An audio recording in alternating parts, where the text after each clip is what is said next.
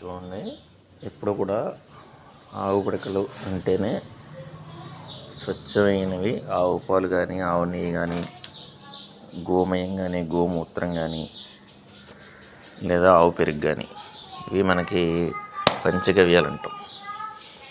ఎప్పుడు కూడా ఆవుల విషయంలో చాలామందికి ఉన్న అభిప్రాయం ఏంటంటే, ఆవు అయితే ఆవే కదా, అంటే ఏ ఆవైనా ఒకటే కదా అనే భావనలో ఉన్నారు. కానీ నిజానికి ఆవుల్లో దేశీయ ఆవులు మాత్రమే మనకి ఉపయోగపడతాయి. అంటే మెడికల్ సంబంధించిన వాల్యూస్ ఏవైతే విలువలు చెప్పారో అవి కేవలం నాటు ఆవుల్లో మాత్రమే ఉంటాయి. మీకు నాటు ఆవులకు వచ్చేటప్పటికి చాలా రకాలు ఉన్నాయండి. ఒక 800 రకాలు అసలు భారతదేశంలో ఉండేవిట. ప్రస్తుతం ఒక 70 నుంచి 80 రకాలు మాత్రమే ఉన్నాయి. మిగిలినన్ని విదేశాలు వెళ్ళిపోయాయి. ఆ జాతులని కూడా అంతరించిపోతున్నాయి. అయితే దేశీయ ఆవుని గుర్తుపట్టడం ఎలా అంటే, ఇలాంటి మూపురం ఉంటుందండి బలంగా. ఇది బాగా ఎత్తుగా ఉంటుంది. ఒంగోలు ఆవులకి ఇంకా ఎక్కువ ఉంటుంది. మీకు ఇలా మూపురంలోనే స్వర్ణనాడి ఉంటుంది. స్వర్ణనాడి ఎప్పుడైతే ఎండ తగులుతుందో స్వర్ణనాడి పైన, ఆ స్వర్ణనాడి జనరేట్ అయ్యి దానిలో కొన్ని మెడిసినల్ వాల్యూస్ ఉత్పత్తి అయ్యి అది పాల ద్వారా మనకి మళ్ళీ అందజేస్తాయి.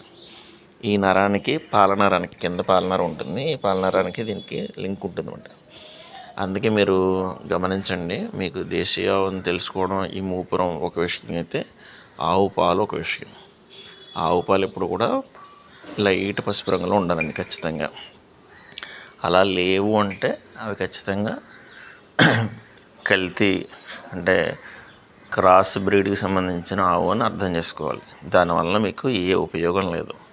అలాగే జెర్సీ ఆవులు అయితే ఇంకా దారుణం. జెర్సీ ఆవు పాలు అస్సలు పనికిరావు. మీరు తాగడానికి ఏదైనా ప్రోటీన్స్ కావడానికి ఏమైనా ఉంటే మీరు వినియోగించుకోవాలి తప్ప దేవుడికి వేయడానికి శాస్త్రరీత్యా పనికిరావు. కారణం ఏంటంటే వాటిని పందిపాలతో సమానమని శాస్త్రం నిషేధించింది జెర్సీ ఆవు పాలు. అందుకే దేవుడికి పరమేశ్వరుడికి వాడేటప్పుడు మీరు ఖచ్చితంగా నాటు ఆవు పాలు దొరికితే మాత్రమే వాడండి.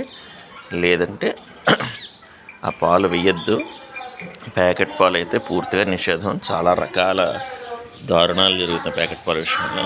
ఇది కెపిల్ అండి, మా ఇంట్లో ఉన్న కెపిల, పూర్తి కెపిల్ మాట. ఎక్కడ అసలు మచ్చ ఉండదు. కెపిల వన్ అంటే కర్రావు కాదు. బాగా గుర్తుపెట్టుకోవాల్సిన ఏంటంటే కెపిల అంటే ఈ రంగులో ఉండాలన్నమాట. జై శ్రీరామ్.